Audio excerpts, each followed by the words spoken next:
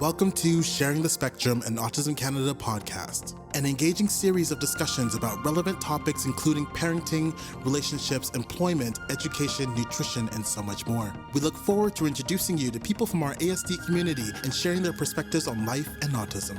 And now, please enjoy this episode of Sharing the Spectrum, an Autism Canada podcast. This is Shannon from Autism Canada, and I am so pleased to welcome Dr. DrTempleGrandin to the podcast today. Temple is well known and has been very open about her experiences with autism both as a child and an adult. Her talks and books have encouraged and inspired people around the world. She has written a number of books on the subject, including Calling All Minds, a book that talks about creativity, science, and having an inventor's mind.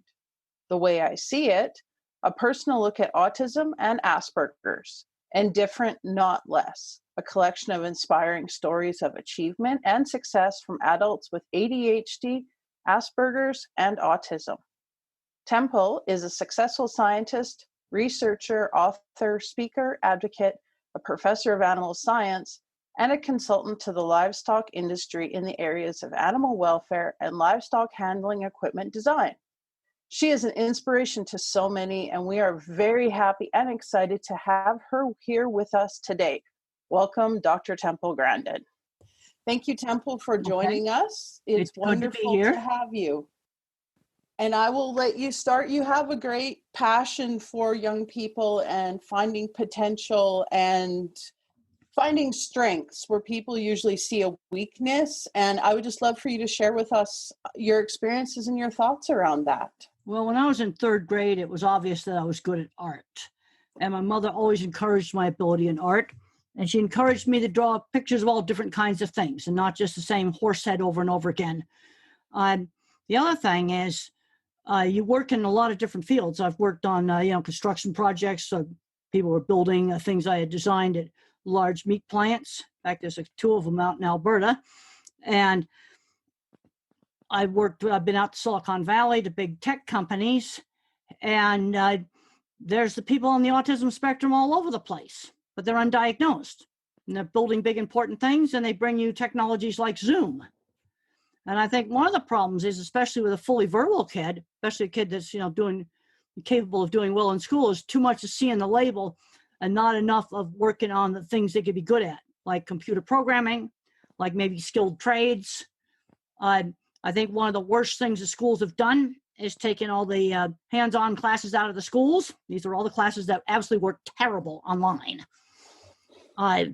Computer science, computer programming, that sort of stuff that works well online. When I was in the 80s and the 90s and we were out building these big plants, I'm going to guess that 20% of the people I worked with, skilled trades and designer people, were either ADHD, autistic, or dyslexic. And I'm saying that absolutely seriously. And they were saved by the welding class or a drafting class that they had taken. Wow, that's amazing. Now, this is something a lot of parents don't realize. You see, the problem you've got with autism is it goes all the way from a kid who never learns to talk. Now, when I was 3 years old, I was really severe. Mother got me into all kinds of really good early education. But there's other kids where there's no speech delay. That used to be called Asperger's. And so that's one end of the spectrum. And the other end of the spectrum, you got a kid who can't dress themselves. And it's all called the same thing. And people are getting too locked into the label. They're not looking enough what the kid can do. And there's not enough emphasis on teaching basic skills, like learning how to work. That was something I learned when I was 13. Mother got me a sewing job. Kids are in high school right now. They need to learn how to work before they graduate. Now, things are kind of a mess now with COVID. But even with COVID, the kid's good at programming. He could work on somebody's webpage. That's something they can do even if you have to stay in the house. Absolutely. And there's so many different ways that we can be learning things by talking to others and watching and trying things. Well, and then I get asked all the time, now some of these stay-at-home things, they're going to start relaxing it. How did I deal with it? One thing I got to do is make a new schedule. You got to get up, get dressed for work in the morning, make a new schedule. And one of the things I've suggested, especially for kids, is go type into Google, life on the International Space Station. You just type in life on the International Space Station, and you'll see videos of cramped sleeping quarters, meals that don't look all that great, and the toilet that I don't think is going to be too much fun. And they've got to live together. They have a midday meal. I had somebody from NASA was on one of my calls. They actually sent me an official NASA schedule for the space station. Oh, wow. And one of the big things on that schedule is the midday meal, where they all get together and float around the table and eat things. And if they've had a supply ship, then they've got some yummy things to eat for a while. Then they have their time. They have to exercise 2 hours a day, and they have to take turns on exercise equipment. Otherwise, their health is going to go to heck if they don't exercise. Then they have to do their work and their experiments, station maintenance, and then they have free time to go look out the window or talk to people at home. And they also, over the years, have collected some board games, some musical instruments. But by having a schedule that helps people to get along in a very cramped living quarters. And that's what you see when you look at life on the International Space Station. You don't see the fun spacewalk stuff. Yeah, so that schedule can be really important no matter whether we're in COVID times or we're back to our semi-normal lives.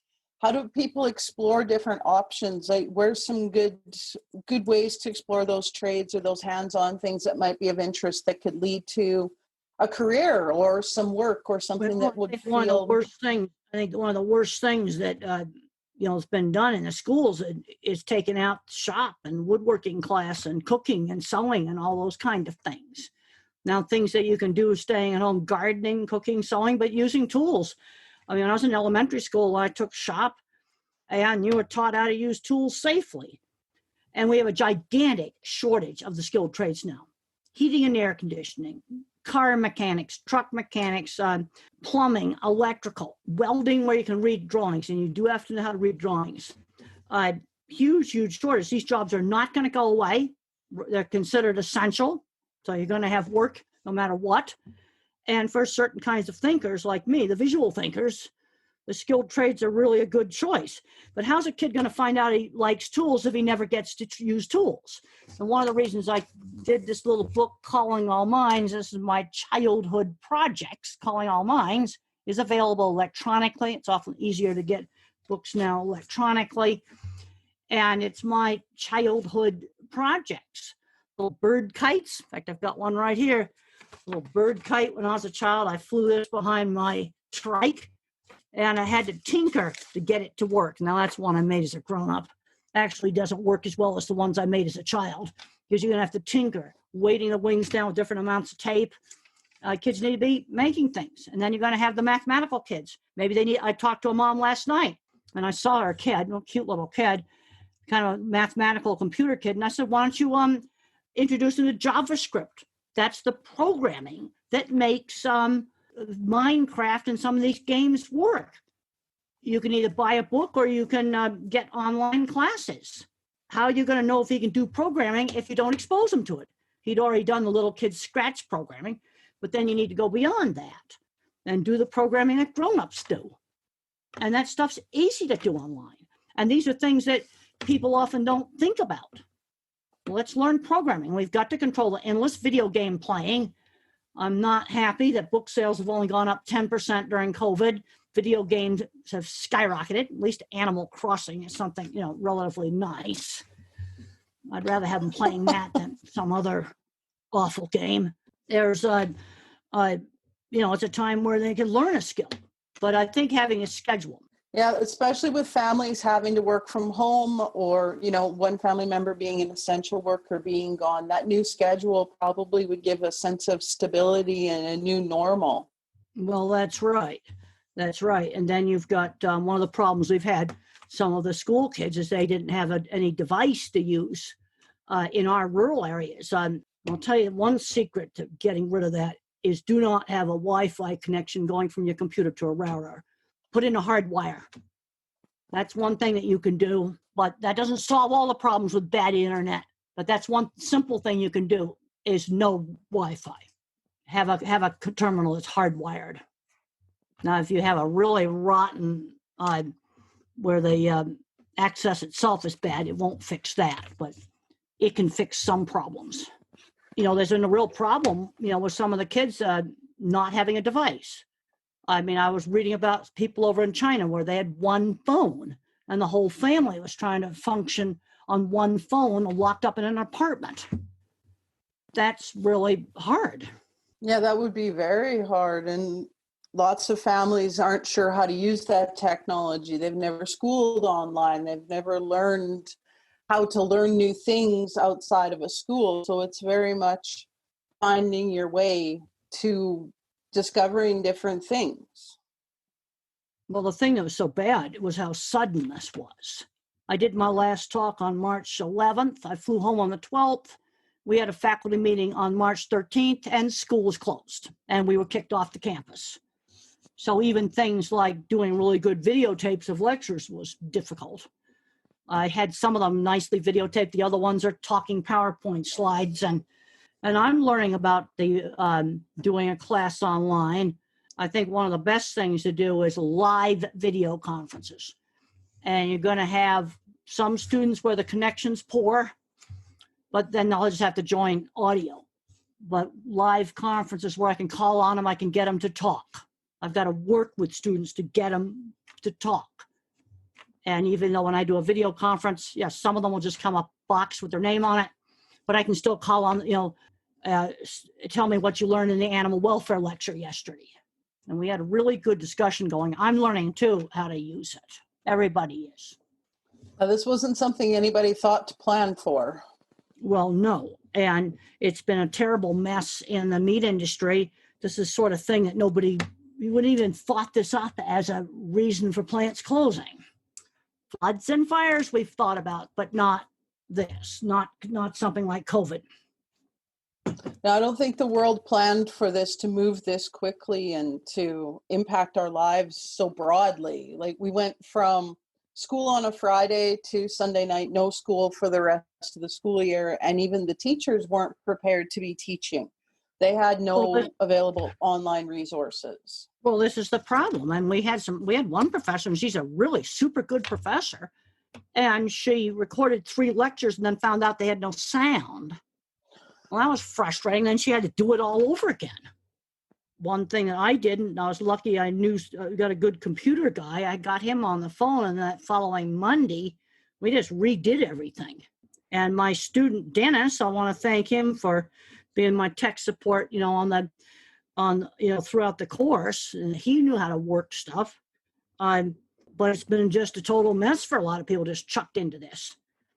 And it's been a mess when you've got little autistic kids that are nonverbal. You need to do speech therapy. You need to do behavior therapy with them. And the therapists are trying to coach the parent online how to do it, because it's really important if you've got little 3-year-olds who are not talking to do lots of hours on one-on-ones and not just park them in front of a video game. And with autistic young people of all ages, how can we be directing them to those more exploratory things around maybe coding or engineering or hands-on trades when they're stuck at home? Is there any ideas on what they could be just finding out at home that they can learn or try? There's a lot of resources for coding. There's code.org for the mathematics kids. There's lots of stuff online. That stuff, mathematics, coding, that stuff works a whole lot better online than my kind of mind, which is going to be more the art and things like the skilled trades. There's code.org. There's a wonderful mathematics site called Wolfram Mathematica. Think of wolf like the wolf animal and ram like a male sheep. You can go onto Google Images, and if you go onto Google Images and you start taking math terms and typing them into Google Images, you find websites that you will not find on regular Google. You want to see beautiful geometric patterns of mathematics? Go on to Google Images and type in protein symmetry. It's just unbelievable, the geometric shapes that are inside your body, in your biology. Stuff like that can just get a kid completely interested. Now, other things that can be done now, the weather's getting nice, is planting gardens. I've noticed on the TV that Miracle Grow, that's a company that makes seeds and fertilizer. They're saying they have a big ad about planting a victory garden now. That's something that we can get kids involved in. I mean, we can dig up the front lawn and put a garden in. In fact, I think we're going to have to really start thinking about food supply chains, because when you have big centralized food supply chains, you can make things really cheap. But the downside is when one of these big plants start breaking, when these big plants break, you're in trouble. In Canada, I think 2013, you had that ice storm that took out a whole lot of electrical towers. Well, large food processing plant's not going to run without electricity. You're not going to run that on generators. There's no way. Big, it's fragile. Also, there's problems with pharmaceutical supply chains, just to get common generic drugs. We're reliant on too few factories. I was just reading, I get the New Yorker magazine, and they had an article about medical supply chain stuff, and there was a factory in Puerto Rico that made IV bags, and a hurricane took out that factory, and there were problems with getting common IV bags. You see, that's an example of putting all the eggs in one basket. Now, the thing about a local supply chain, it's going to cost more, but it's more robust. You're not putting all the eggs in one basket quite the same way. Local is more robust, but it's more expensive. The supply chain and a few big plants in it, no matter what it is, it's really low cost, but it's fragile. Big. It's fragile. And I get asked all the time about animal welfare. Can you have a big plant and have good animal welfare? Yes, you can. You can have well-managed big and the welfare, humane slaughter, that's absolutely fine. No, the problem with big, it's fragile.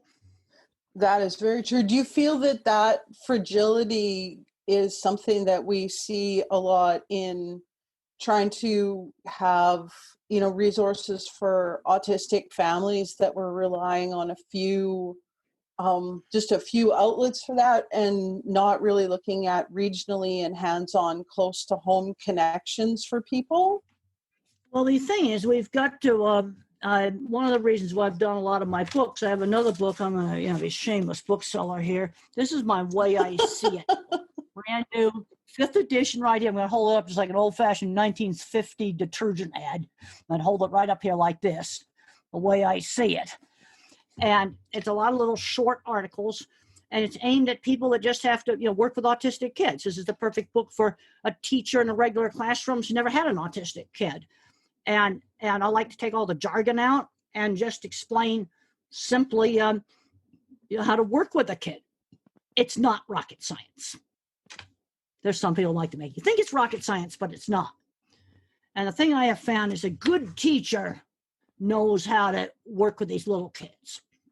They know just how much to push. You push them too hard, they go into sensory overload and shut down. You don't push enough and stretch, they don't advance.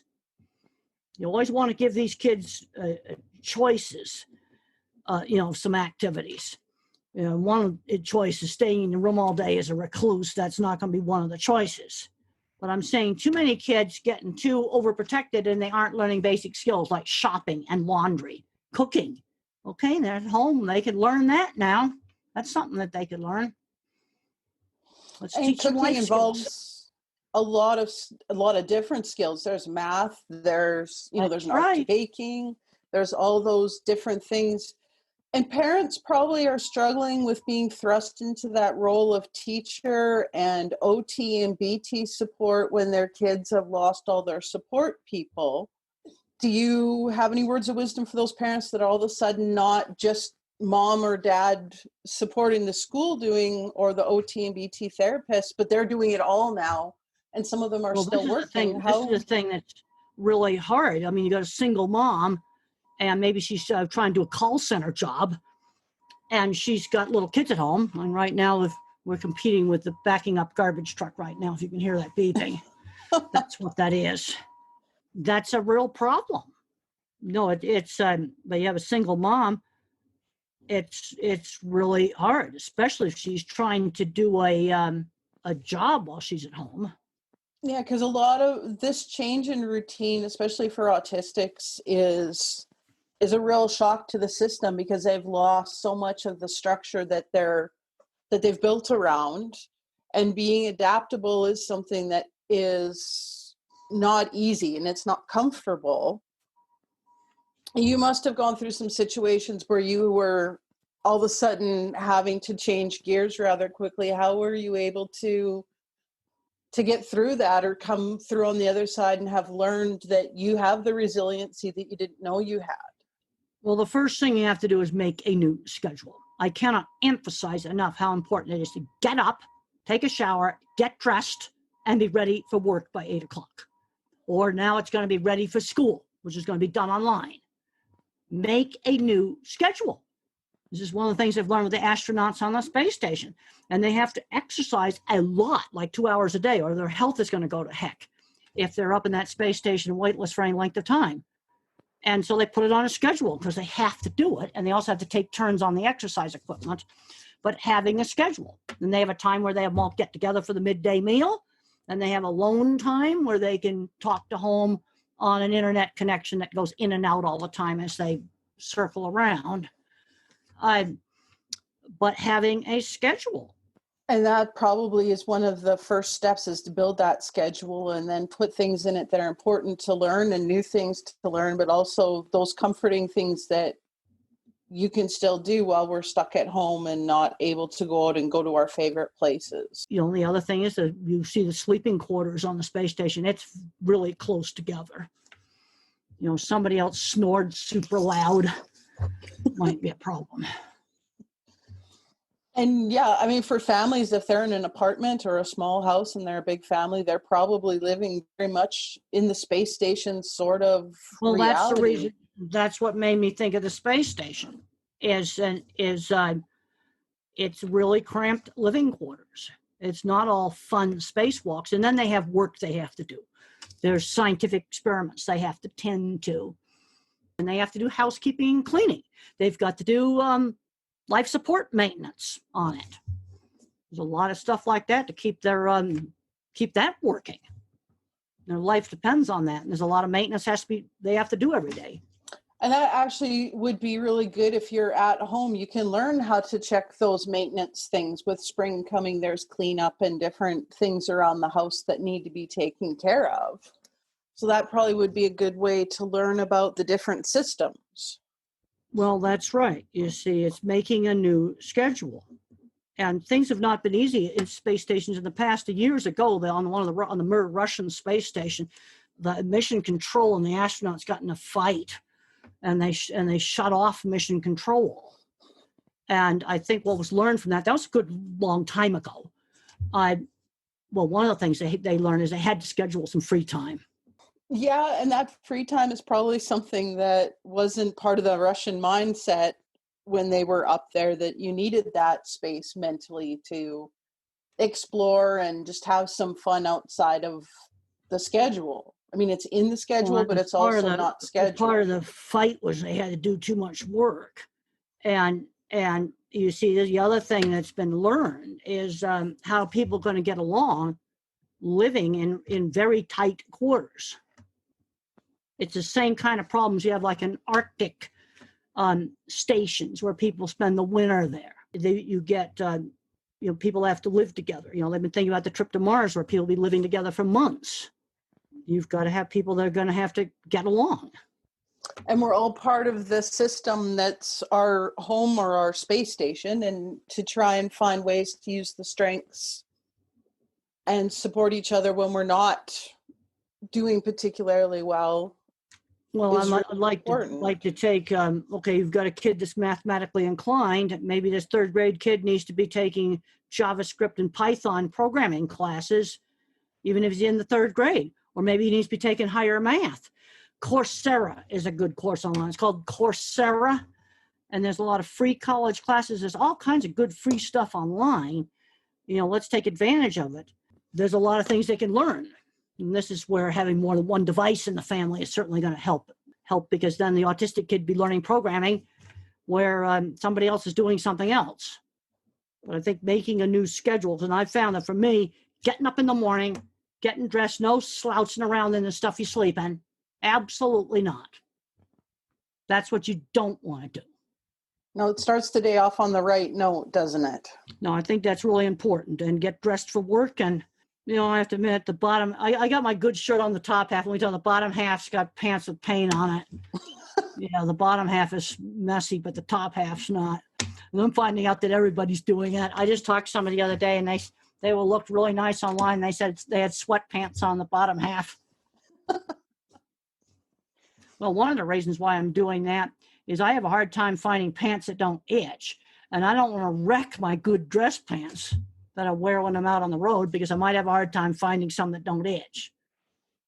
Yeah, sensory is definitely a challenge, isn't it? That's right. Now, it can be a big problem.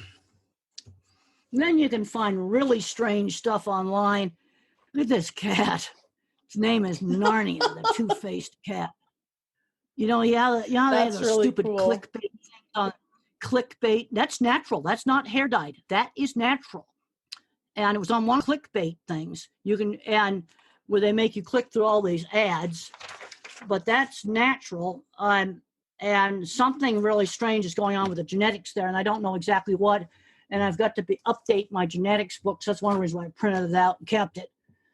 But no, this is something interesting that now I want to find out what's going on with the genetics to make that line like that down the face. And like looking up the pictures of protein symmetry, that's a good way for kids to explore something new. Is you see that half-faced cat, or you are looking at different things, just try to explore them a bit more. Because another thing you need to be learning about is Google Scholar. And you get off the regular Google and you go into the scientific. And you use it just like regular Google. You type in keywords, and then you start looking things like that up in Google Scholar. You find scientific papers, and some of them you'll just get the summaries, and then there'll be a paywall. And then some of the papers, more of the new papers, they're open access, so you can get deep into the scientific literature, autism scientific literature, physics scientific literature, computer science, biology. That's something they can get into. There's all kinds of great resources online. You see, that's something constructive. I'd rather have them doing that than just playing video games, because that might trigger an interest in biology. This gets back to the really important thing of exposing kids. I get asked all the time, how did I get interested in the cattle industry? Because I was exposed to it when I was 15. If I hadn't been exposed to it on my aunt's ranch, I would not have gotten interested in it. A lot of kids today aren't getting exposed to enough stuff in order to develop new interests and get them to try different things. And now mathematically inclined, protein symmetry, then you start looking up other kinds of molecules, material science, you'll find symmetrical shapes in things. And you start looking into that stuff and you go, wow, this looks like cathedral windows, and it's in the mitochondria in your own body. Well, that's something that's really pretty interesting. Protein symmetry. Search it on Google Images. I will do that. And with all the virtual tours and different things like Skype a Scientist that you can do now, people can explore things and really learn more in depth and find that interest that might, like you with cattle, lead to a lifelong path. But if I hadn't gone to my aunt's ranch when I was 15, the opportunity came up to go to my aunt's ranch. And I was afraid to go. My mother gave me a choice. I could go for a week or I could go all summer. Not going wasn't one of the choices. I love that. This is where you give some choices. Well, you could do this activity or that activity. Or let's say you've got a kid, addicted to video games. Then you might wean them off and say, well, you could try working on cars or you could try welding. Now, this is going to be something when you're locked up in the house, it's going to be a lot harder to do. I think there's kind of three kinds of autistic brains. And of course, I've got to show another book right here. This is the autistic brain. And in this book, I talk about the different kinds of minds. I've also discussed this in my TED Talk, The World Needs All Kinds of Minds. I'm a visual thinker. And the HBO movie shows how I think visually. I'm an extreme visual thinker. So the kind of things I'm going to be good at is design. Did that with cattle handling facilities, skilled trades type of stuff. And us visual thinkers, we can't do algebra. And one of the worst things that the schools ever did is taking out the skilled trades classes and all the hands-on classes. And this is the stuff that actually does the worst online. And then you have the mathematical minds, the programmers, this stuff, the mathematics, that stuff does just fine online. And then you've got the kids where they're a word thinker.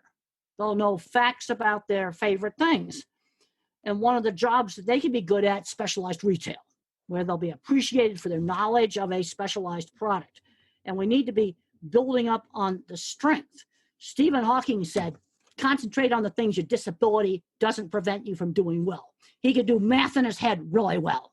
And he told that to the New York Times right before he died. And if anybody is the right person to give that message, that would have been him, because he maximized on that ability. Well, that's and didn't right. let anything slow him down. Well, that's just it. And I really liked that quote. I found that last year when I was looking around online. And the thing I ask educators today, this is in lectures that I do, is let's look at some famous people. I think some of them may have been autistic, some not. But just let's look at Michelangelo. He was a 6th grade school dropout. Dropped out of school at 12 years of age. He did not want to learn Latin. He did not want to write business documents. He wanted to do art. But what happened to him today? How about Einstein, no speech until age 3? How about Thomas Edison? He was a hyperactive high school dropout. Steven Spielberg, dyslexic, rejected from a top film school. Where would he be today? Jane Goodall, she's now 86 years old. There's a documentary about her. She's done wonderful things. She had a 2-year secretarial degree. That's a really good example of going in the back door. That's all that the college that her family could afford.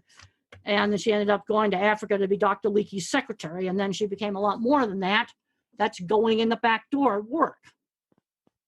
Would you be able to pull that off today with a 2-year secretarial degree? You know, this is a kind of, I'm saying too much of becoming the label. I'm going to guess that 20% of the people I worked with when we were building these, you know, I've got equipment at the Guelph plant and 2 beef plants out in Alberta. And working on these projects, I'm going to guess 20% of the skilled trades, designer drafting people I worked with, people that have 20 patents, were either autistic, dyslexic, or ADHD. And I'm saying that absolutely seriously. Mm-hmm. They were saved by welding class, by hands-on classes in their schools. That's actually really that's so important for people to know, especially parents and caregivers, that there's really those places that you can find strengths and places that you can really grow into something that you love and that you're really good at. Well, how can you find out you're good at a skilled trade if you never try it? Exactly. You see, this is the thing. And the thing is, these are good jobs. And they are not going to go away. Construction projects are going on right now, even with everything else shut down. Places to fix cars are open. Yeah. These things are not going to go away. Heating and air conditioning people are out there. I've seen their vans. Well, farmers are seeding right now up here. So ag tech is definitely a place where there's always going to be new jobs coming and That's existing jobs happening. Is there anything else that you wanted to share with our Autism Canada families and our listeners? Well, let's just talk about a few sensory things, a few tips on language. If you're working with real little kids, slow down when you talk to them. Always give them the opportunity to use their words. You know the kid wants the juice, say, now use your words. And then you got to give him time to respond. They're like a bad internet connection. Takes time for their brain to get the web page up that's going to have the words. It might take 15 seconds. That's a long time. Give them time to respond. Now, things like noise sensitivity, sometimes that can be better tolerated if the child initiates the horrible noise, maybe the hairdryer or the vacuum cleaner. Let the kid turn that device on and off where they control it, and they may get to be able to tolerate it. Another thing that kids that are different have a problem with is multitasking. Also, working memory is really bad. So any task that requires a sequence, give them a pilot's checklist. You just need 1 to 2 keywords for each step to trigger that memory. Real simple things to do that can be really helpful. That's just some really simple stuff, but we want to, encourage the kids to do things. I've had moms say, well, I got a 4-year-old, what do I do with them? Well, let's work on language. And let's work on basic skills. Bathing, dressing, eating with utensils. Just the basic skills. I call that the foundation of the house. You got to teach those things. And what you got to do is you got to stretch. You stretch just outside the comfort zone, but you don't chuck them in the deep end of the pool. Like I wouldn't do a first job, the super busy McDonald's takeout window. That'd be too much multitasking. These would just be some tips. And my book, The Way I See It, has a lot of tips that you can use. Now, most of your families are working with younger kids, older kids. What are most of your families doing?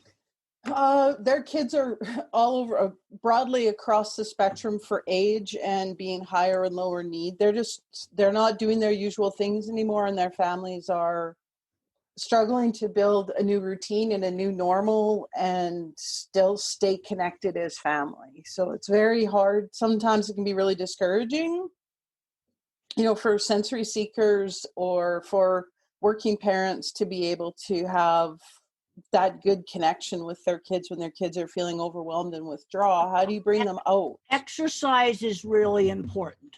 And what I find that helps me is a burst of hard exercise. And there's actually new research that's showing this is really helpful. I found that walking the airport concourses didn't do much for sleep and anxiety. But a burst of hard exercise, like doing 100 sit-ups really fast, that did. Now, that took 6 months to work up to that. You're not going to do that right away. I started out with 2. Let's figure out activities to do together. I was pleased to find out that jigsaw puzzle sales have gone up.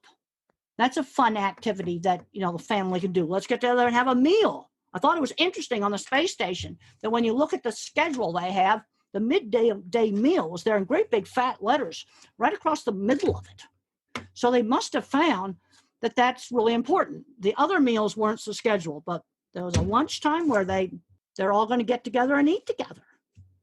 And I think they must have learned that that's important for them. And that's a good time for it in that middle of the day. It kind of breaks up because they're probably really busy with tasks. It breaks it up. It's not the end of the day when people are tired. Well, that's right, because they have their science. They've got a whole bunch of scientific experiments they have to tend to, all different kinds of things. They have maintenance and cleaning they have to do on the station. They got free time, and they have to do 2 hours a day of hard exercise. And that's been something where getting them to do it has sometimes been an issue. But the thing they've learned with weightlessness, if you don't do that hard exercise, your health really it's bad for your health to be weightless and not be exercising. Yeah, I've heard that it's not good for any of us not to be exercising, but especially when you don't have gravity to be keeping things together where they are designed to be. Well, and they have 2 different exercise machines, and there's more than 2 astronauts on there, so they have to schedule when they're going to use that equipment. One of them's a treadmill with bungee cords to hold them down, and they got to get on that thing and they got to use it. I had a chance to visit NASA Mission Control for the space station, and when I walked in, the whole mission control was empty. And I said, "Why is nobody here?" They said, "This is a 6-minute break or a 9-minute break where the space station is out of service, so everybody goes to the restroom." And they know it because if there was an emergency, space station couldn't communicate with. So the whole mission control was empty because I walked in there right on the potty break. And then right when they come back into service, they were back at their desks again, back at their computers. They know it's just like you're driving in the car and you know the spots in the road where the service is going to go out. Yeah. They do the same thing. Now and then the problem they have now is they're supposed to social distance. It's not going to work so well. Yeah, must be hard for people who like proximity to have to do social distancing. Well, I was just the other day talking to somebody, and they work in a factory, and they've taken groups of workers and putting them. They stay together, and then there's one guy that's doing the scheduling, and he's now by himself now, and he's hating it. Yeah, that would be really hard to go from working with teammates and colleagues to having no one. Much like not having your classmates at school, you've disconnected. Well, what they're doing now in factories, like for lunch, they're like laying a 6x6 foot grid squares out and putting a chair on these grids. People got to sit there and eat lunch 6 feet apart. They've done that in the meat industry. They've done a lot of industries. On the cutting line in the meat plant, they're hanging plastic partitions down in between everybody, and people like to chit chat on those lines. They're staggering the shifts so you don't have everybody jamming in the hallways at the same time. But people like being social. This kind of stuff's not going to be easy. No. And do you see, just thinking ahead, do you see us having a new normal? Because you've talked in the past about, a bad situation being normalized as we survive it, and it's not really a sustainable normal. Do you see us returning to a new kind of normal after this? Have we made habits? All right, let's talk about after we get a vaccine. I think what I kind of predict is business travel will be permanently reduced a whole lot. There's a lot of things people can do online. But on the other hand, there's certain things you do at live conferences that don't work online. I can remember going to big conference when I was just starting out, meeting really famous scientists when I was in my 20s. These were important early experiences for me. See, that's something online is not going to replace that. We're going to see that some travel we can really cut out. But the thing is, people like to be social. No, I think we're going to be doing social distancing at restaurants and stuff like that until we get a vaccine. The other thing we don't know, and it's not looking good right now, is if you have COVID, are you going to be immune? I think there's some things that are going to change. We're going to find out that there's some stuff we can do online. Some classes work better online. The math classes, the computer classes, my students are taking statistics. They're piling on the work. That class seems to be working online. I've also got students taking some veterinary classes, and those are horrible online. The classes that are really ruined are the classes that are the really hands-on things. Business classes, stuff like that, that stuff, I think some of the English classes, that stuff works better online. But for us visual thinkers, I think we're going to be hurting on not doing enough hands-on stuff. I don't know how you're going to teach veterinarians surgery online. Yeah, because we don't have the virtual reality technology to be able to actually feel like there's no virtual tactile. Well, that's going to be a long time before that's realistic. I'm still going to find that we need our visual thinkers. And one of the things I'm really concerned about, all the algebra requirements to screen out its visual thinkers. But you need us to prevent a mess like Fukushima. Yeah. Well, the engineers didn't see the water filling the basement and drowning the electrically driven emergency cooling pump. That's a mistake I wouldn't make. I can't design a nuclear reactor, but they would have had watertight doors if I'd had anything to do with it. You would have made sure the basement didn't flood. Well, yeah, because a pump with an electric motor run with 2 truck-sized electric generators does not run underwater. No. That's a very, very basic thing.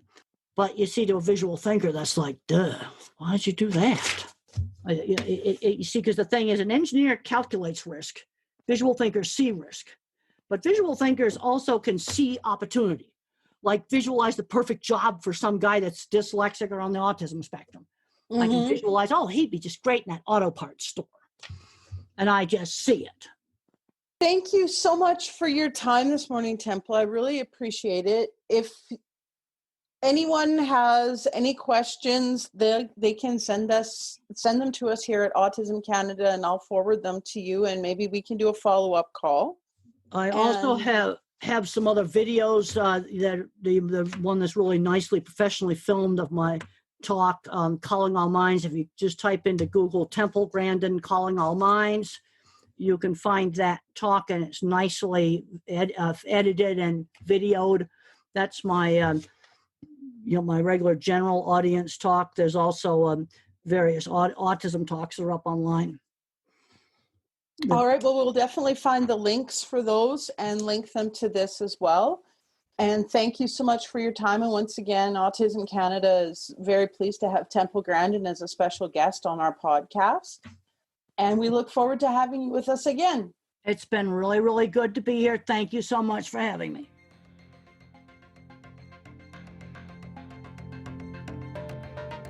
Thank you for joining us today. Stay tuned for more episodes of Sharing the Spectrum and Autism Canada podcast.